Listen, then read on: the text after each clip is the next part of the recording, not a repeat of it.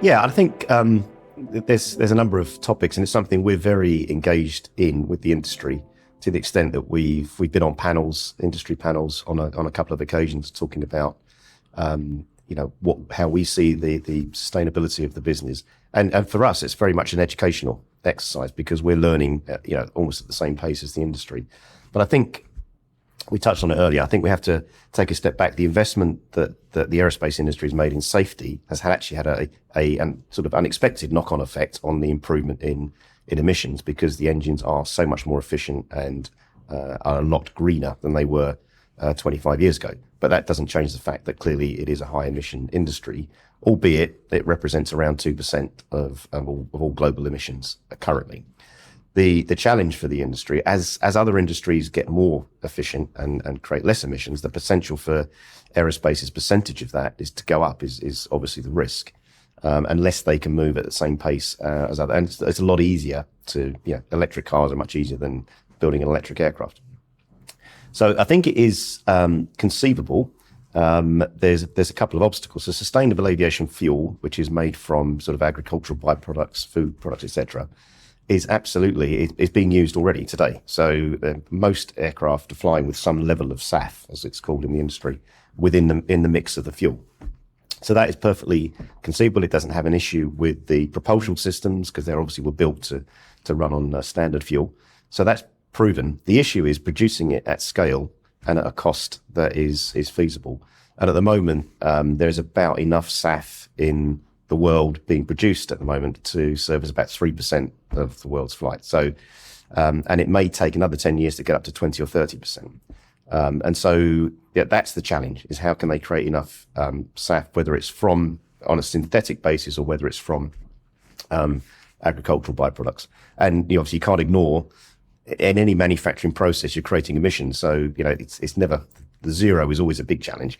So that's conceivable. And I think the airlines are pushing that hard, and the regulators are now starting to impose greater requirements for SAF within the mix. So that's definitely feasible. A number of the manufacturers are also looking into hydrogen, which again would be as clean as you can get. But again, that would take a lot more change to the actual industry and the way that the aircraft are built and are powered. So that's a longer term concept. But Airbus in particular are very sort of vocal about their mission to move in that direction, which I think is great.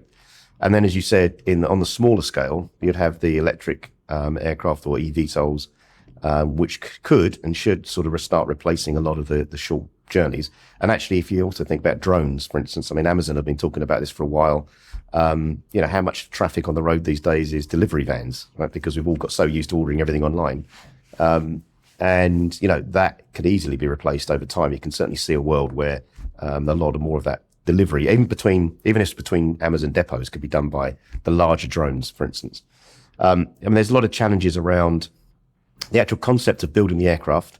I don't think that's a challenge. That's happening. There's lots of manufacturers out there. They're starting to get certificated by the authorities. So that is more than a dream. I think that's a reality. Probably 2 to 3 years away before we start seeing sort of meaningful activity. The challenge is going to be the regulation around that and where they can operate. Because we can all have this sort of sci-fi image of these little electric taxis buzzing around all over the place. But even on the road, there's rules, right, about where you can and can't go, which side of the road you have to drive on, etc. So they're going to have to create that infrastructure that sits below the current airspace infrastructure. And as you know, around London, it's one of the busiest airspaces in the world.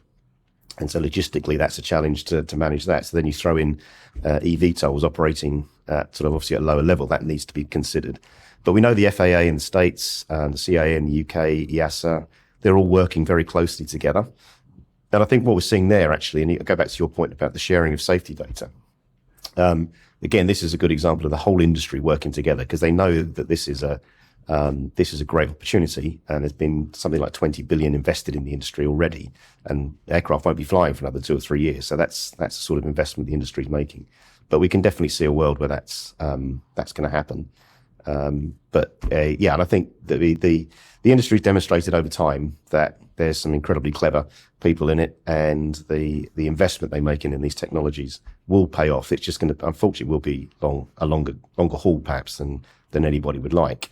And from our perspective is, for us, it's about supporting the transition. But we don't have all the answers, and the insurance product sits alongside it, but we want to help with that transition. So definitely we would encourage any of the airlines and manufacturers who are sort of moving that direction.